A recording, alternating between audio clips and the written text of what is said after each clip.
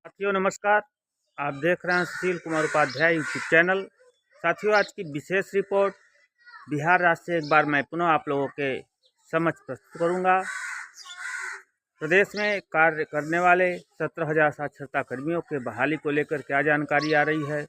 टोला सेवक, तालमी मरकज, KRP जो निष्कासित हैं, जो ऐसे ICDS विभाग में काम करने वाले प्रखंड परियोजना सहायक जिनको 2022 में हटा दिया गया, जिनकी संख्या 445 है, तमाम लोगों पर आज की हम विशेष परिचर्चा करेंगे। क्या जिस तरह से लगातार पूर्व मंत्री और वर्तमान में RJD नहीं बल्कि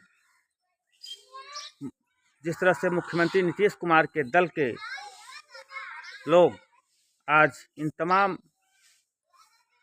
कर्मियों के पक्ष में बयान दिया है और पत्र के माध्यम से भी मुख्यमंत्री नीतीश कुमार को अवगत कराया है कि इन तमाम लोगों जो कि बिहार में निष्कासित हैं, इनकी पीड़ा को सरकार सुने और जल्द से जल्द इनका समाधान किया जाए। इन तमाम बातों पे साथियों हम परिचर्चा करेंगे।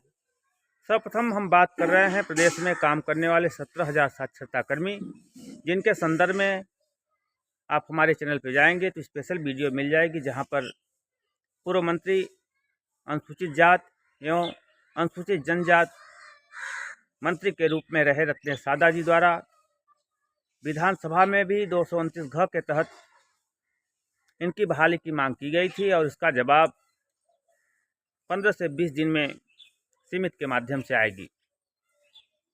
जैसी ही यह जानकारी मांगी गई, शिक्षा प्रेरकों में हर्ष की लहर देखी गई और अब तमाम लोग लगातार एक दूसरे पर टीका टिप्पणी करने का दौर भी उसके साथ ही शुरू हो गया।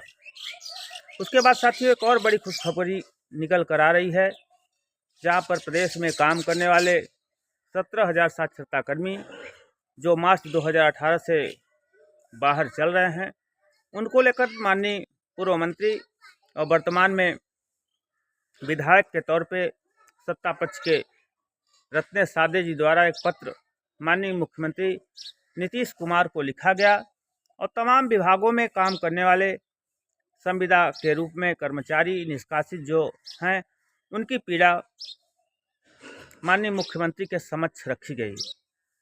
उस पत्र की तस्वीरें भी आप हमारे स्क्रीन पर देख रहे हैं, जो माननीय पूर्व मंत्री रत्नेश सादा के द्वारा माननीय मुख्यमंत्री नीतीश कुमार को लिखी गई है। उन्होंने अपने पत्र में लिखा कि माननीय मुख्यमंत्री, बिहार सरकार आपको अवगत हो कि प्रदेश में 17,000 से ज़्यादा साक्षरता कर्मी काम करते थे और 7 वर्षों तक इनकी सेवा निरंतर चलती रही।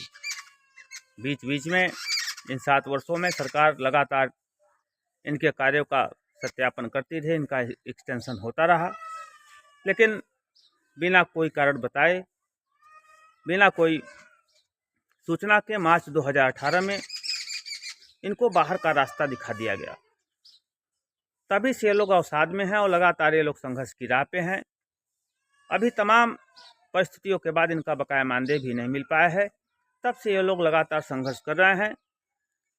आज इनके समक्ष भुखमरी की स्थिति है, तो हम माननीय मुख्यमंत्री जी से निवेदन करेंगे कि इनका तुरंत किसी न किसी विभाग में बहाली की जाए। दूसरी जो जानकारी आ रही है वो आ रही है टोला सेवक, तालवी मरकज और KRP जो कि अनुसूचित जनजात, अनुसूचित जात और सामान्य वर्ग के लोगों को प्रशिक्षित करने का काम करते थे। सरकार ने तमाम लोगों को 2012 में छटनी कर दिया। तब से ये लोग भी संघर्ष की राह पे हैं और लगातार सत्ता पक्ष पे दबाव बनाने का काम कर रहे हैं, लेकिन तमाम परिस्थितियों के बाद ये लोग परेशान हैं, इनके पास भुखमरी की संकट हो गई है। तो हम सरकार से निवेदन करेंगे कि इनको भी सरकार किसी न किसी विभाग में समायोजित करे। अक्षर अचल योजना में इन तमाम निष्कासित कर्मचारियों का समायोजन किया जाए।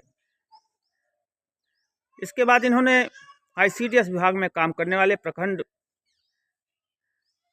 सहायकों की पीड़ा को रखा। उन्होंने बताया कि प्रदेश में 445 प्रखंड परियोजना सहायक काम करते थे, जिनको सरकार ने 2022 में हटा दिया गया। इनकी संख्या 445 के करीब है। तो सरकार इन तमाम कर्मचारियों की पीड़ा को समझे और इनका कहीं न कहीं किसी विभाग में बहाली करे। तो साथियों, जिस तरह से आपके पक्ष में लगातार बयार बह रही है, जिस तरह से अब सत्ता पक्ष के विधायक आपके समर्थन में उतरे हैं, आपको मालूम है जितनी भी पार्टियां हैं, हर लोग आपके आश्वासन दिया था, चाहे आरजेडी रही हो, चाहे कांग्रेस रही हो, लेकिन तमाम परिस्थितियों के बाद आज प्रदेश में लगभग कई हजार की संख्या में साक्षरता कर्मी, टोला सेवक, तालमी मरकज, प्रखंड सहायक जो कि आज निष्कासन का दंश झेल रहे हैं। तो माननीय रत्न सादा द्वारा आप लोगों की पीड़ा सरकार के समक्ष रखी गई और सरकार से मांग किया गया कि जल्द से जल्द इनका बहाली हो। तो साथियों, आप लोगों के समायोजन के संदर्भ में वह पत्र माननीय मुख्यमंत्री जी के हाथों में है और हमें आशा नहीं पूर्ण विश्वास है कि आगे लोकसभा चुनाव है और सरकार लगातार दल बदल कर बिहार में राजनीति कर रही थी। आज जिस तरह से कई हजार लोग आज बाहर का रास्ता दिखा दी सरकार ने और आज वो बेरोजगारी का दंश झेल रहे हैं और परिस्थिति आए हैं कि आज ये भूखमरी के कगार पे हैं, आज ये परेशान हैं, हताश हैं और उनको कोई रास्ता सूझ नहीं रहा है। इस पत्र में माननीय रत्न सादा जी ने जिस तरह से तमाम निष्कासित कर्मचारियों की पीड़ा को माननीय मुख्यमंत्री के समक्ष साझा किया है, तो साथियों आप लोगों को धैर्य रखने की ज़रूरत है, क्योंकि जिस तरह से पत्र जारी होते ही तमाम जो साक्षरता कर्मी है एक दूसरे पर लगातार टीका टिप्पणी कर रहे हैं, यह भाषा ठीक नहीं है। तो साथियों, लगातार आपके समर्थन में सरकार उतरी है। जिस तरह से पूर्व मंत्री और वर्तमान में विधायक के रूप में सुशोभित रत्न सादा लगातार तमाम निष्कासित कर्मचारियों की पीड़ा को लेकर एक्शन में दिख रहे हैं और जिस तरह से उनके द्वारा एक पत्र माननीय मुख्यमंत्री बिहार नीतीश कुमार को लिखा गया है, जिसमें इन तमाम कर्मियों की पीड़ा को रखी गई है। साथियों, इस संदर्भ में बहुत जल्द आप लोगों के संदर्भ में अपडेट आएगा और पूरी संभावना है कि सरकार आपकी बहाली पर मुहर भी लगा सकती है।